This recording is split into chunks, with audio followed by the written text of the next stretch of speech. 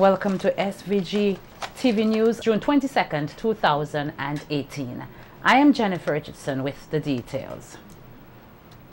With an injection of 1.3 million EC dollars to assist in the first phase of the banana revitalization program to fight the black sigatoka disease, Minister of Agriculture Saboto Caesar believes the fight against the disease will be made easier. Minister Caesar, who was speaking at the Orange Hill Research and Development Complex, said that the fight is costly, but thanked the government of Taiwan for their support through the improvement of the Black Sigatoka Management Project. The Agriculture Minister also praised the farmers for being resilient despite the challenges that affect bananas.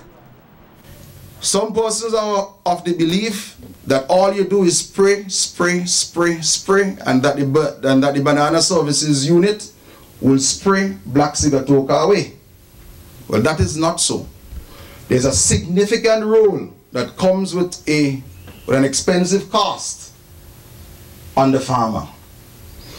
It is the role of the government to create the enabling environment to provide the technical support, but there is also a cost to the farmer, and this cost must meet its required compensation in the marketplace. Currently, most of the bananas are marketed locally and in the region, and it is our task, it is our duty to continue to explore all markets. Minister Caesar also pointed out that the international market was demanding more organic crops, and this was something to which the country has to be more attentive. We have moved from conventional methods of production, fair trade now, Europe gap, global gap, but the marketplace is asking for organic bananas in the United Kingdom. It means that is something that our farmers will have to grapple with in the not too distant future, and that was advised by WINFA. It is very important at this juncture then that as we seek to inject the sum of some 5.2 million Eastern Caribbean dollars in the industry, that our quest is to establish a sustainable industry within certain parameters. Meanwhile, Taiwan's ambassador to SVG, Calvin Ho, has pledged his country's commitment to help this nation reinvigorate the banana industry. Ambassador Ho said this will not only come through financial support, but also with the sharing of knowledge. As we know that the banana industry or the agriculture at large play a very important role in the economy and the society of this country. And still is a very important. So to me, when I come here 2 months ago to learn that we have a project of this one, I think we have to proceed soon, because we need to help share our experience with local farmers to overcome the difficulty they are facing now. And the Permanent Secretary in the Ministry of Agriculture, Raymond Ryan, outlined some of the techniques which will be applied during the first phase of the Black Sigatoka Management Project. Its holistic approach takes into consideration the main factors affecting the management of the disease, and will seek to improve them. A number of activities are included in this first phase, and these are: 1, soil sampling, global positioning systems mapping of farms, farmer training in disease identification and management, provision of equipment, provision of fungicides and spray oil for the control of the disease. The ministry continues to strive for the improvement of livelihoods of all farmers throughout St. Vincent and the Grenadines. In a bid to tackle a soaring food import bill, the government of St. Vincent and the Grenadines has said It will open a facility next week which is aimed at producing and supplying produce of a high quality for use on the domestic market. According to a government release, the Montreal Greenhouse Park facility, which was partly financed by the European Union Banana Accompanying Measures BAM project, will seek to address problems associated with the supply of fresh fruits and vegetables to meet the needs of hotels, supermarkets, yachts, and cruise ships using a professional agribusiness approach. There is also a component aimed at increasing the competitiveness of the banana industry. It is intended that the facility will be leased to the private sector, and farmers, producer groups, marketers, investors, companies, and other individual stakeholder groups or companies will be invited to bid for the management and operation of the facility. The official opening ceremony will be held next Monday and will hear addresses from ministers of government as well as a representative from the European Union, with Prime Minister Dr. Ralph Gonsalves delivering the feature address. 3 weeks into the start of the 2018 hurricane season, the Roads Building and General Services Authority, BRAXA, is advising residents not to dump waste in the drains. Communications Officer Roxanne Millington, in an interview with SVG-TV, said this practice continues to be a problem, particularly during heavy rains. She said this causes clogging and an overflow which affects the road network. We are into the hurricane season, and I want to appeal to the general public to desist from throwing garbage into drains. Avoid placing roots from trees, shrubs, and other plants into the drains, as they can cause serious clogging problems and in turn cause flooding in various areas. In recent times, there has been a build-up of debris as a result of persons not disposing of their garbage and trimmed vegetation properly. These practices create significant problems during the rainy season because our roads are compromised and the persons' properties are affected. So let us avoid these practices. Millington said that persons wishing to report landslides and blockages can call BRAXA at telephone number 457-2956. We're also asking persons to be on the lookout for any landslides that may occur in your area and approach with caution.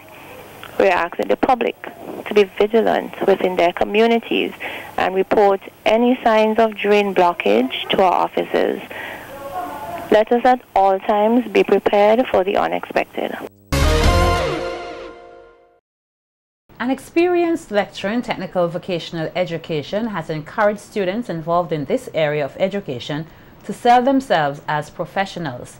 Dwight Lewis, director of the National Qualifications Department, made this appeal at an inaugural job fair at the Barley Technical Institute last week. Lewis used the example of a previous presenter who was properly attired and said his appearance would make him more attractive to an employer, and pointed out that one's attire is important. That is significant, and that is what we talk about, means selling yourself. You have to carry yourself as a professional. You have to conduct yourself as a professional.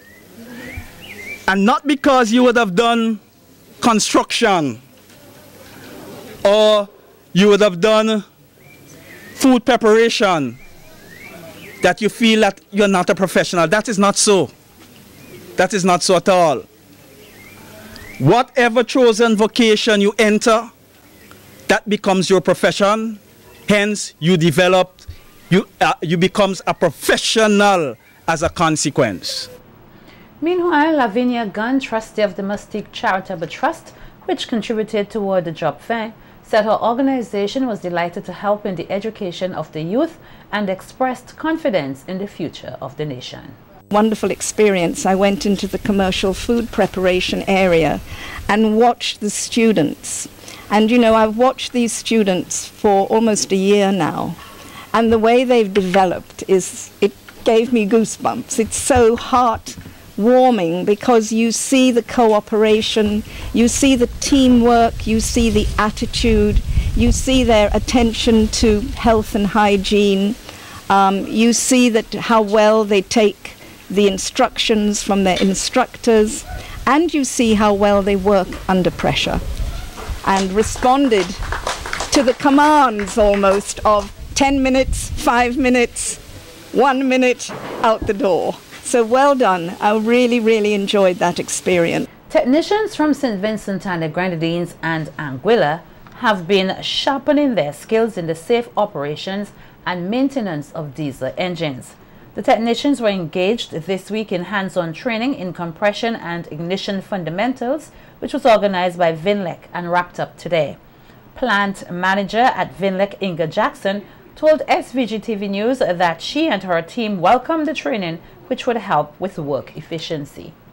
Of their aspect of work, I thought that also it would help them because we focus on the entire working of the diesel engine. So basically we would have looked at every part of the cycle. We look at the different parts that are involved in the cycle of the diesel engine, and so for a technician that's very handy because now they could understand, you know, why you need to put certain things together. Why does the piston ring has to go in a certain way, or you could cause misfiring and all in all cause your engine to lose efficiency. And of course we don't want that because here at VINLEC our aim is to produce electricity at the most efficient cost. Cornelius Gideon, a consultant for the regional electricity umbrella body CARELEC, said the participants were excited about the course, which will also help in their personal development.